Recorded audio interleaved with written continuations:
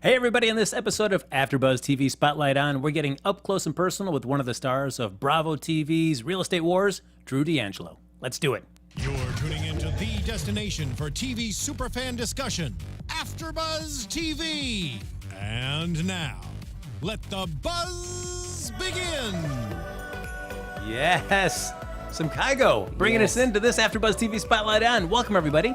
This is the show, of course, where we get up close and personal with the people both in front of and behind the camera that bring you all that great entertainment that you get to watch at home on your TV set or maybe on your mobile streaming device. I'm one of your hosts, Frank Moran. You can follow me on Twitter and Instagram at HappyGoJackie. Now, my guest today has been described as the respectful Spitfire in Bravo TV's new series, Real Estate Wars, where he deals with the brutal real estate battles down in the OC. Two teams vying for everybody's listings, what they can get down there. We got the Relegants group, but who cares about those? We're talking about the McGonigal team right here. And DAngelo is one of those members. Ladies and gentlemen, please welcome DAngelo. What's up? Not much. Oh, all right. So we came out with a little Keiko. Yeah. Yes. What is it about Keiko that you really enjoy? Just the beat. It's mellow and it's not too trappy. It's not too, hard house. It's just right in the middle. So it's good, like uplifting music, Now, are you going out to the club? No, those days are long past. I've got 3 kids. I got a 5-month-old today, as a matter of fact. Oh, well, congratulations. Thank you. At home. So, I met the woman of my dreams, not at a club. So clubs are out. Yeah. Was there a point when you realized, like, I think I'm done with this club scene? Yes. Several times there were points where I was like, I'm probably done with this. And then I go back. Yeah. And then, I think I'm done with this. And then I go back. But, when I met my wife at a party, it was just all over. Well, let's dive in a little bit about your past here. Sure. So, where did you grow up? I grew up part-time in Buena Park with my dad and stepmom, and part-time in Laguna Beach, Newport Beach with my mom and stepdad. So I got to see both sides of the track, if you will. I mean, both hardworking families, never wanted for anything, but just good family. I was lucky to, instead of have 2 parents, which some people have, some people don't, I had 4. And they all loved me, and my stepdad is my kind of idol and mentor who taught me everything I needed to know about real estate. That's the nice thing about when it's kind of like having parents that are divorced, where you're never sure if they can still get along very well together. Because I know certainly as my parents were divorced, kind of frosty between them. And even though both remarried, still kind of very frosty between them. So it seems like it's great for you to be able to have 2 sets that still got along very well and still wanted to make sure that they got along well and they took care of you. Yeah, I mean, I wouldn't say their relationship is, warm and fuzzy. It's definitely frosty, but for me, they did the best that they could for me as individuals and as 2 separate parental units with one common goal. So I was fortunate enough to be a part of that. So, I mean, I guess the one thing is like growing up, I guess if you ask like a kid, like, what do you want to be when you grow up? I feel like this is like fireman, policeman, movie star, or scientist, or an astronaut. I feel like real estate mogul is not one of the things that comes into their head. So, No. yeah. It's like, No. Yeah. So when does that start kind of coming into your head? Like, oh, this might be something I'd like to pursue on a professional level. On a professional level, well, first of all, I wanted to be a professional tennis player when I grew up, right? Oh, nice. So, I played tennis all throughout my childhood, my teenage years, played tennis in college, ultimately ended up becoming a pro. And then that's when, I kind of got into real estate. But before that, at about like 5-6 years old, I figured like I wanted to do something real estate related because my stepdad drove me out on his Bronco to a development site in Laguna Niguel that he was developing. And that's in Southern California, right by Dana Point and right by Laguna Beach. And so he pulls up on his Bronco, like over the hill, and it's just this beautiful ocean view and nothing but dirt. And as a kid, I mean, you love the smell of dirt. You love Tonka toys, right? So there was these huge, like, diesel tractors on the site. And so he took me out of the Bronco, which we 4x4'd up to the site, right, which was killer. Took me out, put me on the tractor and said, if this is what you want to do someday, go to school, do well, be honest, be a good person. And that kind of resonated with me, like all throughout my childhood. Like I always wanted to do what my dad did, my stepdad. And he was always dressed in tuxedos, always dressed in suits, always had It seemed like really important people at the house because they were always very serious. You know, while I was like playing G.I. Joes or like Batman, Superman right outside his office, trying to interrupt and see what was going on. You know, and he would always show me like architectural plans and kind of try to teach me what all of these terms were and what those lines meant and why there's a dash in between a line and what that really means. And again, it didn't really hit me until I was older that was really, really what I wanted to do. I just knew that I wanted to be like my dad. Now, you mentioned before we talk a little bit more about that, you mentioned a pro in tennis. What was it about like tennis that kind of said like, hey, yeah, I this is something I enjoy. I'd like to pursue this professionally? It was something I got really good at. It wasn't a team sport. You know, football I was a little too small for. I had gotten a concussion in PE diving for a basketball while I was in high school. Wow. And that kind of ruined my football career because the doctor said, look, if you get hit in the head hard enough again, you could potentially die. So my mom was like, that's not happening. And both my dads were football players. So for me not to be able to do that, it was like, okay, well, what other thing can I do? I'm not tall enough really to be that fast at swimming, even though I love swimming, avid surfer. Professional surfing was kind of out because I never wanted to surf, you know, a wave bigger than 10 feet. It just scared me, right? So tennis was one of those things where it was like, it taught you principles, rules, and at the end of the day, it was you, God, and your opponent. You know what I mean? And you had to kind of, it's metaphoric, but you had to stay within the lines. You know, you couldn't go outside of them. Is it different than golf in the sense of like, I mean, they're both kind of individual sports, although you're playing against an opponent. Well, I guess the opponent is kind of the field, the course. Is it very different in that sense? Well, first of all, they're both very hard sports. Golf is like the hardest game known to man, in my opinion. And I'm pretty decent at it, but it's the focus and kind of stamina that you have to continue to believe in yourself. Like if you hit a bad shot, you know, you're going to make another good one, right? There's some similarities there, but tennis is far more cardiovascular than golf is, like far more. So now, what do you think of like the current state of American men's tennis? Oh, I love it. Yeah, I love it. I think it's great to see what the Americans have done. I mean, you know, most of all, Davis Cup, you know, coming back into the limelight, if you will, with like players like Jack Sock, you know, and some of the other guys that are on the team. It's amazing to see these guys play. It's just such a different level. You know, I mean, my serve was pretty decent at, you know, I'm 5'8", and, you know, these guys are serving like 140. I mean, as soon as they started serving that big, I was done with tennis. Like, there's no way to hit something like that back. You know, I mean, I'm genetically not blessed to be 6'2" playing on the court with these like behemoth of men. So I do think that it's they're just made differently today. You know, what was your surface of choice? Were you a clay man, a grass man? I loved grass. I'm more of a traditional player, serve and volleyer. I love my one-handed backhand, but grass is not abundant in California, you know, unless you go to the desert, unless you travel elsewhere. So hard court was my, you know, surface of choice. What? Because I guess I've talked to a few golf pros, but I've never really talked to a tennis pro.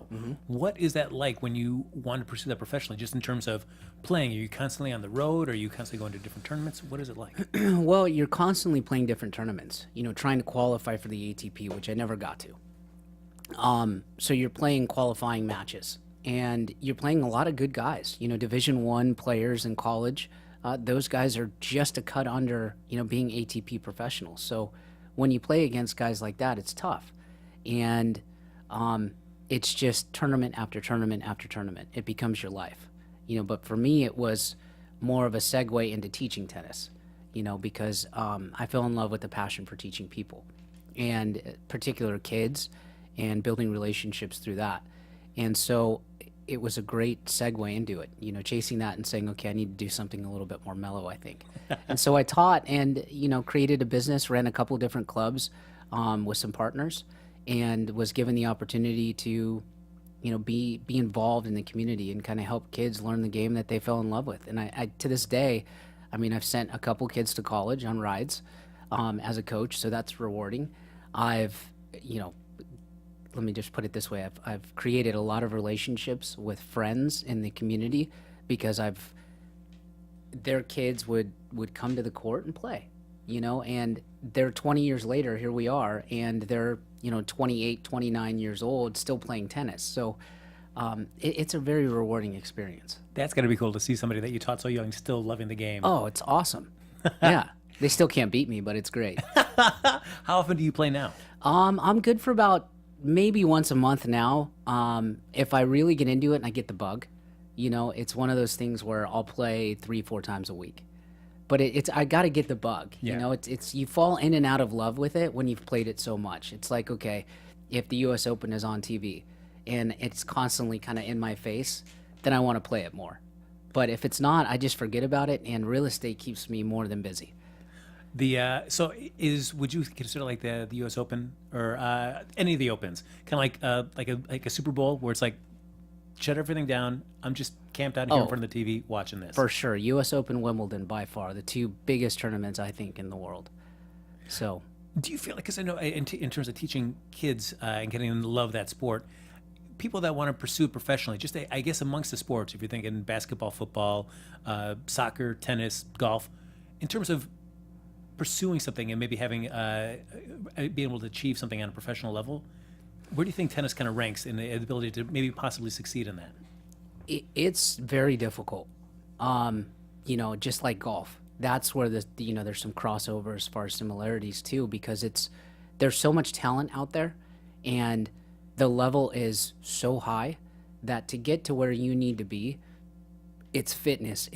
There's so much that goes into it.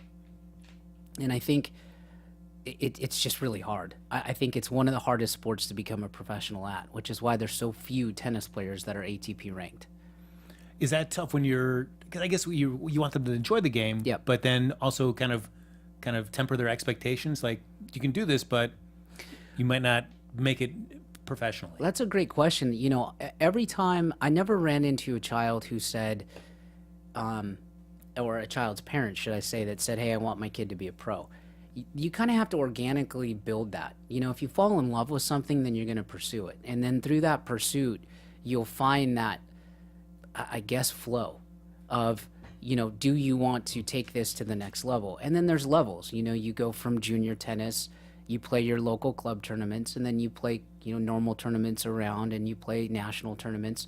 And then once you're there, it's all about dedicated parents. Your parents have to continue to pour in, and it's a full-time job for them. I mean, I have a business partner of mine who travels the country and the world with her 16-year-old son who plays golf. He will ultimately be a pro, but he's playing 18s. He's like the number 3rd ranked in the world. Wow. For his age. But that's her life, and she's dedicated that. She's retired to that, and not a lot of parents have that time. So, the cream rises to the top in this game, and, I so many times her parents say, just get him through college, right? Yeah. And that's okay. But even getting to that point, because, high school talent now is so great, particularly in Orange County. I mean, it's like the tennis mecca. You've got kids that's all they do night and day. And their parents are constantly pouring into them, wanting them to get a scholarship. So it's difficult. Do you feel like at that point, is it more that the parents want them to do this more so than the kids in some cases? Some cases, yes. The ideal case is that the parent says, look, you can do whatever you want, which is like I am with my kids. Whatever you fall in love with, we'll pursue that. And if you end up not liking that, that's fine. At least you gave it a shot. The worst is when a parent says, you have to do this because I want you to do that, I think, because then the kid gets burnt out, and they go from being a tennis phenom to, dropping out of college and not completing college. And I mean, that's the extreme case, but it happens more often than not. Are you kids interested in tennis? My kids are interested in tennis, and let's see, my son Max is 9. He's going to be 10 in March. My daughter turns 8 next month, or actually the end of this month. And I purposely kept tennis away from him. As much as I want to teach him because I know I can, it's like, hey, what do you guys want to do? My son's kind of into surfing right now, which is great. A little bit of skateboarding, a little bit of biking, loves his Legos. My daughter will just do whatever daddy says. So she's my princess. That's my baby. And, obviously my 5-month-old, he just likes to laugh. So once they say, hey, Dad, let's go out to the court and do it, I'm all for it. will you take it easy on them, or you're like, no, if you're playing me, I'm bringing everything? I can't confirm or deny that I would be easy. I mean, I'm pretty tough on them. So, like, especially about a game that I know most everything about, and have lived it, it's very difficult to teach your own child. So, but then again, you know, their grandma's always like, "Oh, I'll take them to get tennis lessons." I'm like, "No, you won't take them. I'll teach them, no problem." So it's just a matter of getting them on the court. But they're very good. They've got natural talent for sure. When you're watching a tennis game, can you just enjoy it for what it is, or are you constantly looking at the players and kind of just picking apart different things about how they're playing? It's both. It's honestly both. It's so tough to watch a tennis match and not psychologically kind of put myself in their position, watch their footwork. You know, how many times are they jumping in between the striking the ball? Are they getting underneath the ball enough? I mean, there's so many technical aspects of it that I get into. And then sometimes if it's like players I don't really care about, I don't care. I'll just watch it, you know. Yeah. But my favorite player is Roger Federer, by far. Yeah. Huge fan of him and the way that he conducts himself in the public eye and what he does as a philanthropist. So everybody else I pretty much don't care about, you know. When you decided you want to kind of like, you know, I'm not going to pursue tennis professionally anymore, was it just a simple like, I'm going to now start pursuing something in real estate, or were you kind of doing some stuff in real estate at the same time and it was easy to kind of jump over, or was there things in between? It was part and parcel, one of necessity, right? I mean, my skin was almost like black, right? Literally. Because I was on the court like 15 hours a day and I was tired. And I had always tried to tell my dad, like, "Dad, let me in, you know, let me do something in your business." And he'd always say no. He always kept me out, like, "Nope, you're not ready. You're not ready." And that's his classic line. "Dad, I want to work for you." "Nope, you're not ready." And so out of necessity, it was like, I got to get out of the sun. I'm getting burnt out. I mean, I'm 21 years old and I'm tired. And, you know, I'm working 6 days a week and I've got this, you know, tan that won't go away, right? And you know, there's only so much money you can make in teaching tennis, right? And at the time, I had said, look, I've run my own business. I did, you know, teaching for the city of Fountain Valley, city of Newport Beach. I ran the Newport Beach Tennis Club junior program and the Futures program at the Balboa Bay Club Racket Club. So I went to my dad and I said, "Dad, look, I've run my own business. I'm ready to learn." And that's all he was waiting for, was me to say, "I'm ready to learn." And he said, "Okay, you're going to come in, you're going to deliver my mail, you're going to get my coffee, you're not going to talk, you're going to do everything I tell you, and at the end of the day, we'll go over the notes that you've taken from all the meetings that we have." And that's what I did for literally about a year and a half, 2 years of my career in land development. That's what I did. During those meetings, what were things that you were kind of learning that you did not understand? Like, I did not realize that my dad this is part of what he did. So being a land developer is, you're not an attorney, but you have to have a pretty good legal mind. So in 1 minute you're being, you're looking at legal documents, so you have to have a legal mind to look at those.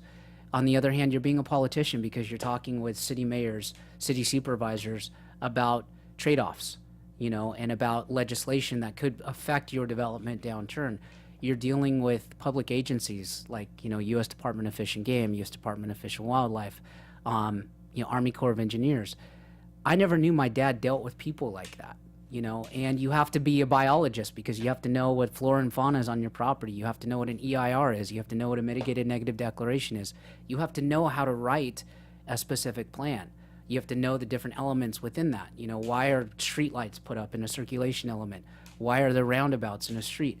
All of these things that you have to learn in urban planning to become a pretty decent developer. And you have to understand the market. You have to understand finance. So you're a banker, you're an attorney, you're, you know, a politician, all in one meeting. And I never knew that. I never knew how difficult it was to create something from land. You know, raw land is beautiful, sure. But creating a building on it, that's a whole nother ball game. How far are they looking into the future for that? Are they just looking, well, we figure like in 1 year, we just look a year ahead, or like 10 years environmentally, something like this could be happening, or land-wise or city-wise, things that could be coming into play? So typically a city has a general plan, and then within that general plan, there's specific planning areas. So it's typically it depends on, how old the city is when it was established, when the general plan was adopted or specific plan was adopted, and how many amendments have gone through it. And is it a sustainable document, looking forward to the future? It kind of runs in perpetuity, looking out, and is amended as the needs of the community are needed. If there's a community need, then you go in and you first amend the general plan and then amend the specific plan. So it's all dependent upon what the needs of the community are at that time. If there's a huge population growth, then obviously you got to change things. If there's an economic demand for commercial properties, you got to change things. If there's not so much of a commercial demand, but there's a housing shortage, then you've got to go in and you've got to change these things. And that's what people don't understand about city legislation and city governance, is that these guys do know what they're doing. I can imagine there's a lot of moving parts that a lot of people do not realize. Just trying, like you're saying, just to get one simple thing built, there's so many other pieces that are part of that. Yep. There's so many different moving parts that you have to be knowledgeable about, and you have to have a good team behind you, and you have to hire good consultants, and you have to hire good technical consultants like biologists and civil engineers that understand these things and have gone through that before. And the cool thing about my dad was I never realized that he had kind of started with the County of Orange and worked his way up. So he had done all of these things. And at the time, I thought I knew everything. I didn't realize how much of that information he was pouring into me. And until the economy kind of busted when it was a little bit too late. And coming back, that's what helped sustain my career, is that knowledge that he poured into me. I mean, he made me do spreadsheets by hand, man. Oh, man. Like, to get the math right. Like, it was no joke. He made me go out with the biologists for the surveys, right? I mean, I electrocuted myself on a horse fence. I'm like a surfer kid, right? Like, from Newport Beach, who had never been on a horse farm ever. Didn't know that. Why would you electrocute a horse, right? So I guess they had turned up the ampage. And I had just gone and I went out for a survey. This is how young I was and naive, in a suit. Right? thinking, okay, I'm the developer's son. Like, I gotta look good. I had no clue what the hell I was doing. So I ended up getting tired, and I reached my hand onto a gate, and it was the amped up gate, and I had it sparked, and I electrocuted myself. So I called my mom, and she's like, "Baby, are you okay?" I'm like, "Mom, what the hell? You didn't tell me this was the deal." And then I remember a biologist saying, look, you got to kind of be careful because you're being tracked by a mountain lion right now. Because I cut my teeth on a 444-acre ranch out in Tribuco Canyon. So to anybody that knows, that abuts the Cleveland National Forest. There's a lot of wildlife there. That's a huge wildlife corridor right now. So I've got plenty of stories for that, but there's a lot you need to know. Man, certainly you loved and respected your dad growing up. Always. But once you kind of got more insight about what he's doing and everything that he's kind of learning and doing, how much does your admiration of him kind of increase as you're learning about everything that he does? It's, my mom worked alongside him. So she made it look so easy. She, she was the kind of power behind the punch. And so she always lifted him up and always supported him. And whatever he did venture-wise, and business-wise. So it just, when I kind of came into my own in the business and understood it from a 30,000-foot level, looking back and saying, this is the total picture of development, it brought us closer, because they had finally, as parents, been rewarded with the fact that what they had poured into me had paid off, right? And then for me, it was rewarding to give back to my parents. And it was this kind of maturation process that happened in my mid-20s. And then, I got married and had kids, and the economy fell apart. And then I kind of reinvented myself and went out and ran a private equity fund. And that really, learning the banking side of things and how money is deployed and the time value of money, particularly other people's money, it was very important to add on to what I had already learned. And then, coming back out of it, about 5 years ago, my dad had gotten, unfortunately, into a car accident. And we underwrote our first deal back from the economy together on his hospital bed on the back of a napkin, and we successfully completed it. Oh, wow. Yeah. So ever since then, we've never looked back. I mean, that's my dude. That's my partner. And my mom is the silent partner who has an opinion about everything. God bless her. But she's a professor at Boston University and smarter than I could ever hope to be. So sometimes I have to put my ego in check and listen to mom, you know? When, as you mentioned a couple times, you mentioned like the real estate market Yeah. kind of crashed down. What's that like to be in the midst of that and seeing things kind of tumble down around you? It was very, very scary. It happened, it seemed like overnight. Partners stopped funding, offices started closing, and you'd kind of heard rumblings about it, but when you're in the development game, you're kind of hoping for the best, right? Like, to be a developer, you've got to have a pair, a big pair. And you got to be able to take mitigated risks, not gambles. Those are developers that fail and go broke. You've got to be able to take mitigated risks. And so what we thought, and I think a majority of us thought, is that the market would correct itself, but not fall out from underneath us. And when it happened, I mean, we lost everything, and I had seen that happen a couple of times in my childhood with my parents, where they took big risks and we rebuilt, and we took big risks and we rebuilt. And that's just market cycles as a developer. I mean, you've got to be able to sustain those types of things. And that kind of helps me in the real estate transactional world, because nothing really phases me. Is just the idea that you want to at least set up like a reserve so that when everything kind of goes in a cycle and it does go down, that you like, all right, I can weather this out because I've already got something in reserve to tide me over. Yeah. And once it gets back up, I can start going. Well, it's create the relationships. And I had never gone through it as an adult, right? When 96 hit, I had just turned 18, which was kind of a downturn in the economy, and then it started booming again. And I never really was affected by anything because I wasn't in the business. I didn't pay attention to economics, so to speak.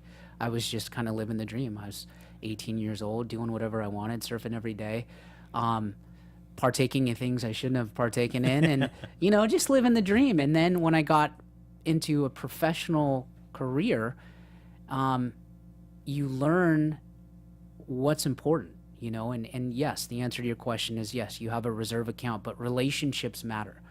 Always make sure that you pay your investors back. Always make sure that you do right by them before yourself. And if you do that and you sacrifice a little bit, you'll be able to sustain yourself and find capital in down markets. And that's what's important. Because when you said you had to reinvent yourself, as you go about that process, what are things that you kind of feel like, I got to get rid of this, or change something in the way that I approach something moving forward? That's a great question. So for me, it was, again, it's out of necessity, right? I don't think people change because they want to change. I think they change because they have to change.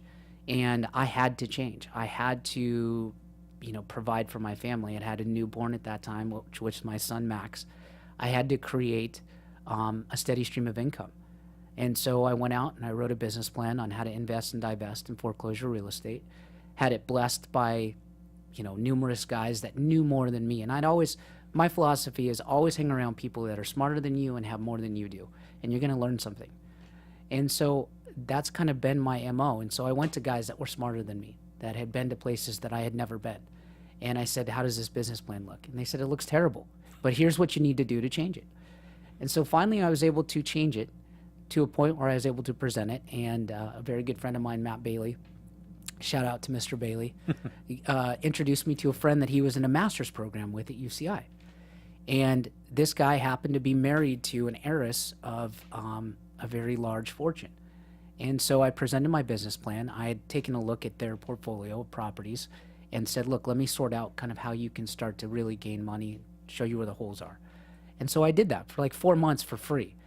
And then finally they said, okay, well, here's an amount of money. And it was more money than I had ever seen in my life.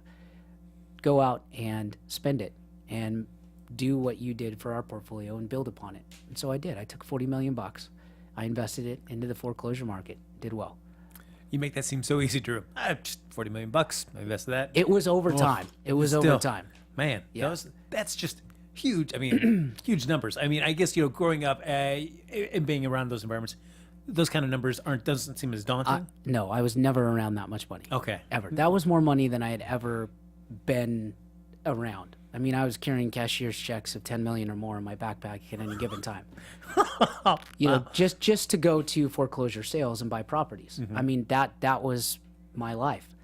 And it taught me a lot about accountability because, you know, and security.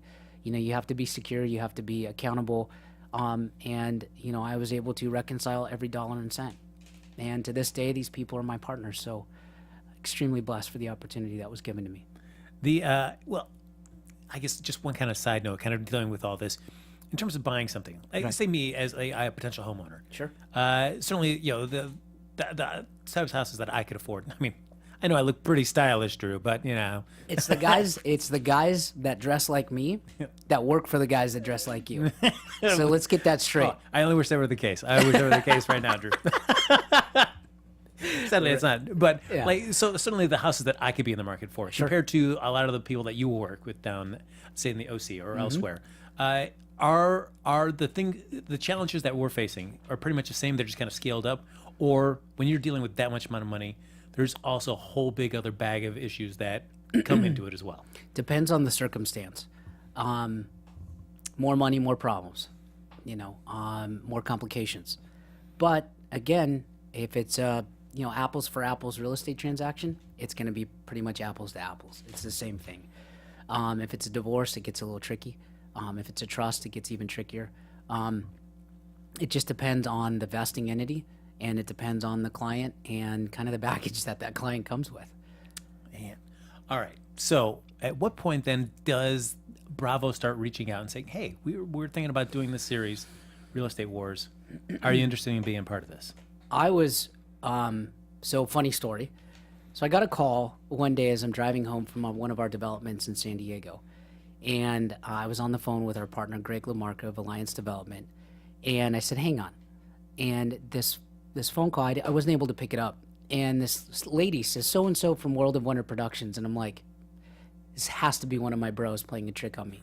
And Greg's one of those guys that will play a trick on me just to, like, you know, do it. Because my nickname to my developer buddies is Hollywood, right? And I don't know why. It just is. You look very stylish. Oh, I appreciate that. But again, it's all looks. And so I called this lady back, and I kind of ignored it, like hands, you know, arm length transaction, if you will. And I said, okay, who are you? She goes, I'm so-and-so from World of Wonder Productions. I said, what is World of Wonder Productions? I didn't know. I had no clue. Let alone it's a huge production company that does a lot of the Bravo shows. I was such an idiot not even to do, like, hit Google or say, Siri, what's World of Wonder? I thought it was like a porn audition that somebody was calling me about. And I was going to be like, hate to break it to you, I'm married. I'm off the market. Well, we got recommended by Greg. He said that you really want right? Yeah, exactly. And so I immediately changed my tone when I found out exactly who had referred me. And she said, no, John McMonagle had referred you. And we want to do a Skype interview and talk to you about the dynamics of the show and what the show is. And I said, okay, fine. I hung up the phone and I screamed because I was so psyched. I mean, you know, there had been points in my career and my time in my life where I'm like, God, I'd love to be on TV because it looks glorious, right? It looks cool, you know, but you don't know what goes behind it. And so I ended up doing a Skype interview, and I was told, you know, sit up straighter, you know, talk more into the thing, be a little bit more peppy and all this. And at the end of the day, I was those things that they wanted me to be, and I guess that was good enough for them. And they said, look, you're cast. And I said, that's great. What's the show about? And so they went into what the show is about. At the time, it didn't have a name. And they said, look, there's 4 other cast members that are going to be with you. And they named who the cast members were. And I was just psyched. And it was light speed ahead. They said, we're not going into, I guess it's a pilot series. This is green-lighted for production. So you're literally going from Skype interview to production. And it was like, what does this even mean?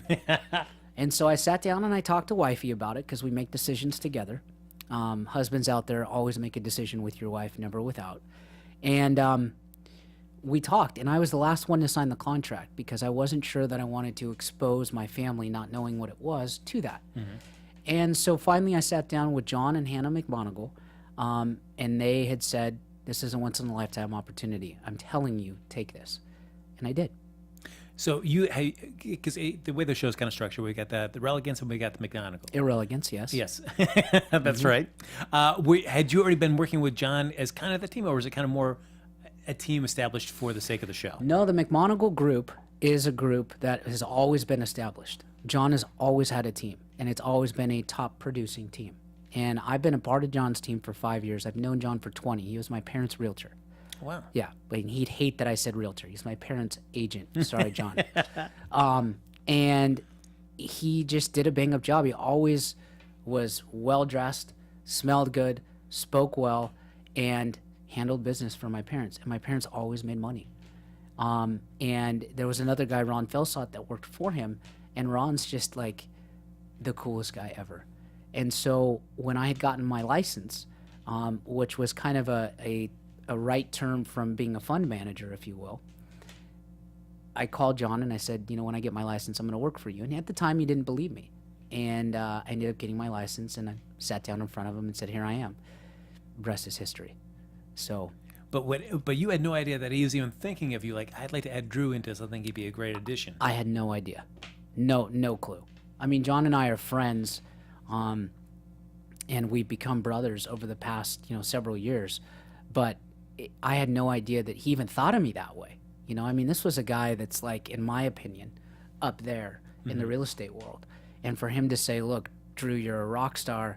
I'm going to recommend you. That was a big deal. And all of the cast members, Leo, Hoda, who's my partner in real estate, Hunter, we're all eternally grateful for that belief. I mean, we had no idea that he even thought of us that way. That's got to be a very cool feeling to kind of get that sort of like, yeah, I'm giving you the nod, kid. Let's go. It was very humbling because it's a lot to live up to. I'm so used to in managing money and being a developer, being behind the scenes and not being so out there in the public. And so when you're thrust into that capacity, and it's important what your social media looks like, and it's important, the things that you say, it's a whole different world. So it's an adjustment period, but it is humbling beyond anything. So as you mentioned, it's like, hey, being on TV would be kind of cool. It seems like it'd be fun to film this. Right. Now going through the whole process, was it what you thought it was going to be? Was it more challenging? Was it easier? What was the experience like compared to what you thought it was going to be? Deep thought. It depends on the day, right? It's a lot more fun than I thought it would have been, put it that way. I thought it was going to be a lot more work than it actually was. And it was just like us doing what we did. We came together as a team, and I think it was an organic thing. Whereas the Irrelegance team was put together for that purpose, and they've done a great job, and they're a bunch of great people. They're still irrelevant, but we ultimately ended up, we thought we were going to be nervous on camera in our first test thing, and we just ended up crushing it. And that synergy that we had as a team just carried forward. So every time we were together, it was always fun and games and jokes and just being ourselves like we are normally, right? But we chose to conduct business, not try to be TV stars. And that's what the difference between, when you see the stark differences between the two teams is, I think. And both teams do a great job. I mean, both teams have some really capable agents on them, particularly me. So, I mean, certainly there's the bits where it's like you get to just do like a scene where you're talking about the business of the day. Yeah. As you said, kind of easy to crush, fun. We have that chemistry. Sure. But then there are those moments too where you've got to do, hey, we need you for the McGonagall group team. We need a shot of you all walking down the street together as a team. Wait, stop, head back up. Let's do it one more time. Moments like that, and you'd be like, how many times do I need to walk down the street? Did you have those moments too? Well, they did that, but we're so. I'm going to say this, and this is humility, but confidence. It's confident humility. We were so good at that we just wanted to get through it. So it was only like 2 or 3 times. But there were times like that, Yeah. And when you have a guy like John by your side, who's kind of groomed for this, right? I mean, the guy was on Oprah, right? And absolutely killed it. I mean, to this day, if you watch it, it's like, that's how a agent, I almost said realtor again, John, sorry. That's how an agent, a luxury agent, is portrayed. You know, he's the kind of that quintessential guy, and he changed the game for everybody. So for us to be a part of that, it raises your level, right? And we were constantly elevating our game. So now, of course, the concept of the show is it's the McGonagall group against Irrelegance. The Relegants. Yes, I got you to Gotta say say it. it. We'll do Irrelegance. Yes. I mean, I'll admit, as I watched it, I was siding more with you guys than with them. Because, I mean, JoJo, she's an interesting character. Like, watching the show, like people you may have worked with or interacted with in business situations, or even in some aspects, maybe a little bit socially. Sure. But this has given you a chance to see maybe a lot more of just their personal life than you've ever known before. For people that, like, oh, I've always kind of saw them as just competitors. Right. What's it like when you're watching the series kind of back and you're getting to see the little slices of Jojos Life or other team members of Team Irrelegance, and you're like, whoa, I did not realize that this is what they were about. Well, I like to think of myself, again, a great question. I like to think of myself as a very understanding person. I never judge, right? It's against my principles. So there's a lot of pressure that's put on you to perform business-wise, you know, socioeconomic-wise, and she's got a family. And, you know, she's also going against her nemesis, right? And she's thrust into the public spotlight for that. So there's a lot of pressure there. And she handled it, I think, the best that she could with what she was given. But it's an interesting thing to see kind of everybody else's life, because I've known them all as either friends or competitors. So to see inside them as on a personal level, it kind of brings down the defenses a little bit, and you start to relate more with them rather than in a competitive aspect, as a human being aspect. I mean, Sparrow and I are very close. He's like a brother to me. So, and he's a guy that's taken me under his wing, and he's kind of navigated this Hollywood-esque type deal. He hosts, I think, the Miss Globe. So he's been in the spotlight for a long time. And he's got good advice. He was the president of the Newport Beach Realtors Association. So it's a good guy to know. And, you know, I know Casey and Kylie and JoJo, and I respect them all. You know, I mean, as somebody that doesn't have to say as many nice things because I don't interact with them on a regular basis. Right. I did find, like, JoJo's, I did like to see she had a spiritual advisor on call at any moment. That was always interesting to me. Yeah, my spiritual advisor's up above. There you go. All I got to do is put my hands together and say help. Let me ask you about one scene. There's a scene where you and John, and you're meeting Kylie out on a piece of land. Sure. And there's Lisa's there with her. And there's the way the scenes cut together, it feels like you kind of throw her under the bus because you know she's leaving and she's moving back east. Was that just like, we're just going to throw a dig in because we can? Or it's just like, you know, was it an accidental slip up? There's nothing, you know, we're very methodical at what we do. So there's no, with the exception of a couple of things, there's really no, when it comes to competition, accidents. You know, it was, we knew and that she was leaving. There was an opportunity to perhaps make us seem like we were in a better light, so we chose to do that. And look, Kylie in no way, shape, or form is an angel. I mean, at any given point, I mean, we're called the McMonabots, the McMinions. I mean, that's Kylie, right? And she's just got like the sharpest tongue. I mean, she's pretty special and uniquely gifted when it comes to kind of like burns, if you will. Yeah. And you kind of sit there sometimes and you're like, damn it, that was a really good one, Kylie. And so that was an opportunity to kind of like give it back a little bit. And just so happened that we did. It's just a nice awkward moment where she feels like she's got to like, all right, I was not expecting to get thrown under the bus at this moment. Now I got to try to recover it, but gracefully. Or, yeah, she recovered gracefully. And at the end of the day, the bottom line is that she should have told Lisa, for those of you that haven't watched, she should have told Lisa prior to her departure and created a plan for exit. And she didn't. So now the idea is that she's moving back east. And as they say in the show, like, oh, I can still come back and do stuff. Has she come back, or is she still back east? She's still back east. Okay. Yeah. All right. I mean, she's right when she talks in her interview about, you know, there are things you can do. I mean, you can be an agent from your cell phone, but there's nothing like a person-to-person relationship. Especially at the kind of numbers that you're kind of running. She's a closer for sure. So, I mean, she walked away from business here that was pretty substantial. Oh, man. Yeah. One other one I want to ask you about, too, is Amir and his portfolio. So the big old thing is that you go in, Johnny goes and meets him. It's like, and this guy, I will not accept an offer that's less than 30, and then you back down an offer that's less than 28. Yeah. This, I mean, wow. Was he? Because we see, irrelevance coming at the end of the season and say like, well, hey, this is wrong. There's no way this is going to sell at 28. You're ridiculous to be asking this much. You should be asking less. Who was right in that respect? Was John like, hey, yeah, if this is what you want, we'll do it? Or did he need a little tough love talk and say, you got to come down? This is unrealistic. There's two sides to that story. The first side is first of all, Amir's portfolio is completely legit.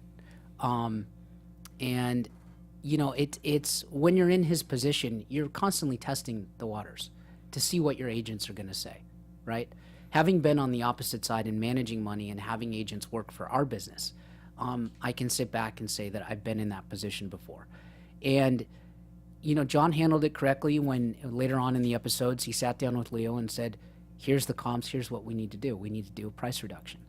And you need to kind of update the home. To come in, and it's very convenient, of course, after the listing had expired or after, Amir had taken it off the market, to come back and say, oh, we would never have told you that. So, I mean, that's not exactly the smartest move. I mean, you weren't the agent in the room to begin with to say this is the case. Now, do I believe that Spiro would have said, or Jojo would have said, hey, we're not going to list it at this? 100% sure they probably would have said that. But again, not one of them has done a deal over, I would say, $18 million. So John has done, a majority of Southern California's $20+ million sales. And there's a reason why he has confidence when he says, okay, it's 25, great. And they don't. There's a reason why he's first in the room and they're not. I do like, I will not accept an offer less under 30 million and then under 25. Yeah, I was just kept talking. I was like, all right. As we're going to wrap up, I had mentioned like part of the job too is just not knowing everything that you've already got to know, but also just you got to be part psychologist too. You got to be able to. Every client is going to have their own particular quirks, needs, wants, desires, and you got to be able to kind of know how to navigate that stream as well. Absolutely. I imagine it never gets boring. It's never boring. I love what I do. To call it a job is kind of a sin. It's I get up every day. I get to sell the dream. I get to create lifestyles for people. And I get to be in beautiful elements, beautiful homes that most people imagine what they look like from the inside. And I get to represent the interest of very good people. We're picky about who we choose as our clients. If it's a really tough client who's going to be a pain in the ass, we're probably not going to go with them because we know that we're going to butt heads sooner or later. But if it's a client that's willing to do business and believes in kind of the vision that we're setting out marketing-wise, look, the McMonagle team is the team to go with. I would imagine, though, is it hard to carve out off time for you? Because the people with these kind of deals that they want to set up, I can imagine it's like, no, there's no day off because I might need something just like this, and you need to be able to help me. It's Sunday, bro. I'm here. I mean, it's hard to do that, but if you compartmentalize it and you have a good support system behind you and you have an understanding family and most importantly you communicate with them about kind of what your goals are as the head of the family, then it becomes easier. But there's only so much time, and that's why tennis is once a month, not 3 to 4 times a week. That's why surfing's like twice a month, maybe, not every day like it used to be. There's sacrifices that you have to make. And a day off, like vacation, freaks me out. My wife's like, oh, we need to go here. And I get like heart palpitations. I'm like, we need to what? Huh? What'd you say? Like, baby, I love you, but maybe next year, Right. So it's just making time, But I have to imagine, much like with your mom, your dad, when it kind of have somebody in your corner to be able to kind of pick you up, dust you off, Sure. send you back out in the fight. Sure. That's got to be able to have a great thing to be able to do what you do on a regular basis. Yeah, I mean, they're the people that taught me to never quit. When the universe and circumstances knock you down, gain wisdom through the lesson learned, pick yourself back up, walk with confidence because you got through it. Drew, it has been a pleasure talking to you. Oh, man, this has been an honor. Thank you so kindly. Please tell that to my friends. Yeah, it's an honor, friends, whoever you are. This guy's awesome. Drew, if they want to continue to follow all your adventures that you're going on, whether it be in real estate, maybe the occasional tennis game, Yeah. or whatever that you're going to be doing now that your nickname is Hollywood, who knows? Where's the best place to follow you on social media? So the best place to follow me on social media is Drew DAngelo on Instagram, Drew DAngelo on LinkedIn, Drew DAngelo on Facebook, and www.themcmonagalteam.com. Look for me on that website. Thank you. Ladies and gentlemen, my guest has been the very entertaining Drew DAngelo. Yes. Now, of course, Real Estate Wars, the season wrapped up, but everything is available on demand for Bravo, or you can go to bravotv.com as well. Vote for season 2. That's right. Get a season 2. We got to figure out. We got to see another season of these two teams battling against each other. Yeah, Kylie, come back. That's right. Well, she come back from back east. Let's see. Ladies and gentlemen, I've been your host, Frank Moran. You can follow me on Twitter and Instagram at HappyGoJackie. Please join us again for another fantastic episode of AfterBuzz TV Spotlight On, right here on AfterBuzz TV. Right on. From executive producers Maria Menounos, Kevin Undergaro, Phil Svitek, and the entire AfterBuzz TV staff, we would like to thank you for listening to the AfterBuzz TV network. To watch or listen to other after shows and post comments or questions, be sure to visit AfterBuzzTV.com. I'm Sir Richard Wentworth, and this has been a presentation of AfterBuzz TV. Buzz you later. The views expressed herein are those of the hosts only and do not necessarily reflect the views of AfterBuzz TV or its owners or principals.